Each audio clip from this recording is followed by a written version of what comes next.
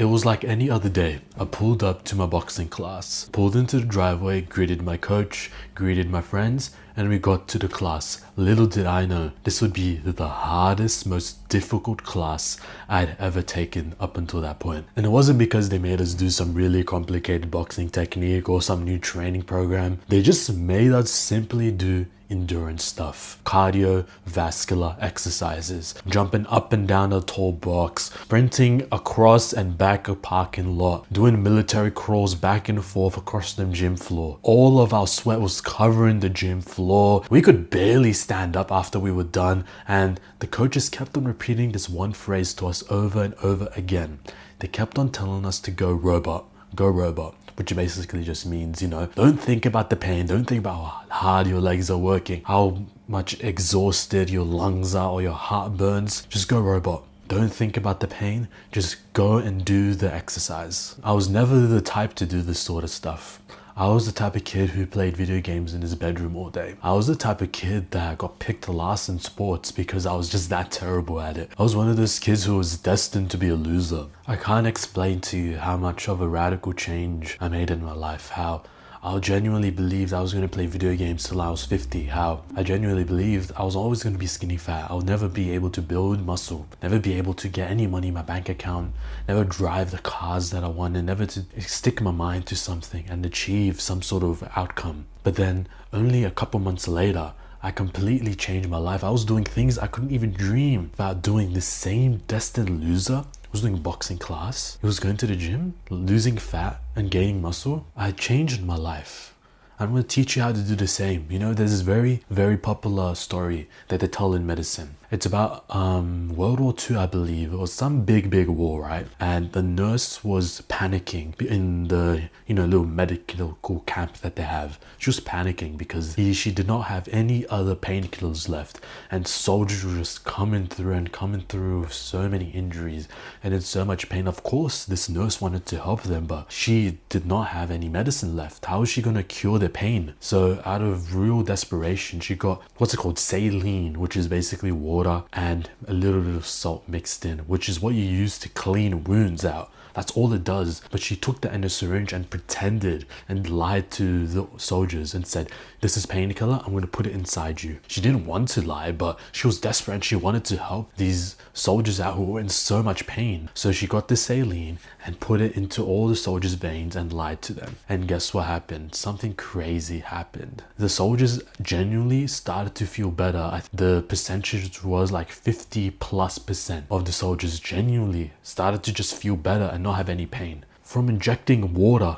plus a little bit of salt into their veins. That's all it was. The nurse was crazily astonished and she kept on doing this, just kept on working. It's a really interesting story. There's another story that I want to share with you as well that's very similar to this. Lab scientists, they were experimenting with rats. What they did, they got a couple rats, put them in the water and drowned them. They timed them, kind of brutal, right? Poor rats. They timed them. They saw how long it took for the rats to drown, basically. They found the rats could only hold their breath for 1 or 2 minutes. But then the scientists, they got a second group of rats, and what they did with these ones, they put them in the water again, and just before they were about to drown, like 1 minute 59 seconds, they pulled them out and they survived. They let them dry down, they let them relax, then they put them back in the water. The exact same rats that nearly drowned. And what they found was these exact same rats held their breath for 8-9 minutes. They held their breath for like 5 times the amount as the first group of rats. And it wasn't like these rats were a different species where they were stronger and they could hold their breath for longer. No, those are the exact same rats as the ones that drowned previously. But somehow they were able to hold their breath for 8-9 minutes. The correlation between these two stories is the power of the mind. You know how they talk about how placebo is the greatest medicine? It's true. Placebo, your brain, whatever you want to call it. You see the first group of rats, they're kind of like you right now maybe, where they don't know their full potential. They don't really understand how much their body is capable of. And they just let whatever happens to them, happen to them.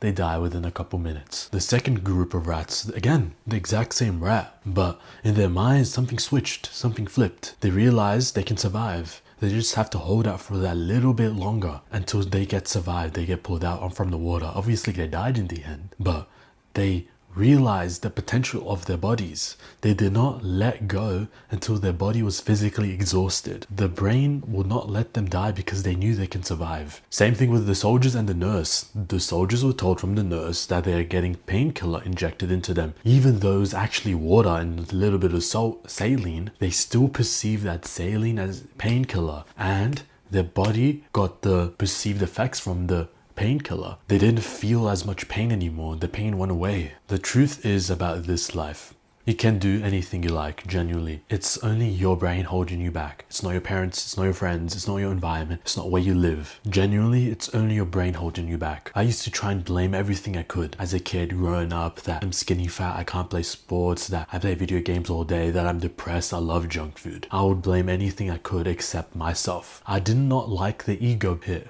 I did not want to hurt myself and admit that I am a failure because of myself. When we both know the truth, bro. We know it's you, it's me. Anything we do, it's because we did it. It does not matter that who influenced us or who, persuaded us. It's our fault we did the things we did. Video games or skipping the gym, not doing anything productive all day. Everyone talks about being a man. I want to be a manly man, masculine man. This is step one of being a man. Taking responsibility. It's your fault. It's my fault for whatever we did in our life. I want you to admit everything that you hate about your life, everything that is wrong with you, any small little detail about your life you hate right now. It's your fault. And you're already step one out of 2 steps to completely fixing your life. If you're trying to do a bench press PR, I guarantee you, if you don't believe that you can hit it, then the bar is not going to get off you. And if you truly, truly believe in your brain that you can hit it, even if the weight is truly too heavy for you and you genuinely, you're not strong enough to lift it, the bar, I guarantee you, will still get a couple inches off your chest if you truly believe you can hit it. For the longest time of my life, I could believe that I could not draw. I wanted to get good at drawing because, I don't know, just feels cool, right? I feel like it's kind of gangster to be able to draw something. Like, what kind of guy, what kind of man are you if you can't draw properly, right? So I wanted to get good at drawing, and in my mind, I could not believe that I could be a good artist. Only when I realized that, I could do anything I want if I just put my mind to it and I believe in myself. As soon as I put that belief in myself, that's only when I started to get good at drawing. Same thing with losing my fat and gaining muscle. Same thing with trying to get more money. Same thing with any facet, anything in my life. I see so many people nowadays, whether it's while I'm working or just at my university or whatever it may be. I see so many people put themselves down even before they try something, even before they even give it a go. They just automatically fail in their heads. They automatically give up in their heads. They just say, I can't do it. I probably can't do it. Whatever that thing may be. It could be something as simple as, trying to lift a heavy box, like a heavy box off the floor, and you already give up. You say, I can't do that. I need to get someone else to help me. So many people lose in their minds for no reason. They have no reason to doubt themselves, and they doubt themselves. No one's really going to believe in you. Obviously, your parents might believe in you and your friends will say, give it a good go. We believe in you. We're cheering you on. But truly, at the end of the day, it's only you that is cheering you on. It's only you that is gonna do the hard work, whatever that hard work may be. And everyone will celebrate you and at the end when you achieve all the success you want. But no one's gonna be cheering you while you do it, while you're struggling, while you're making mistakes, while everyone is telling you to go back to the normal conventional route that everyone wants you to do. No one's gonna believe you while you're in the trenches. So why would you give up on yourself when literally it's only you cheerleading you on? I'm sitting here, I believe in you. I 100% give you my brotherly love and I want you to succeed, but no one else is gonna. It's literally you versus the world. So then why are you gonna side with the world and talk crap about yourself and put yourself down? And I'm telling you this as the person who used to root against himself. And every single step of the way, I could try and find an excuse to belittle myself, to tell myself, I am not going to be the successful person I want to be. Once you're on this side where the minority is and you actually believe in yourself instead of rooting against yourself, it's so beautiful.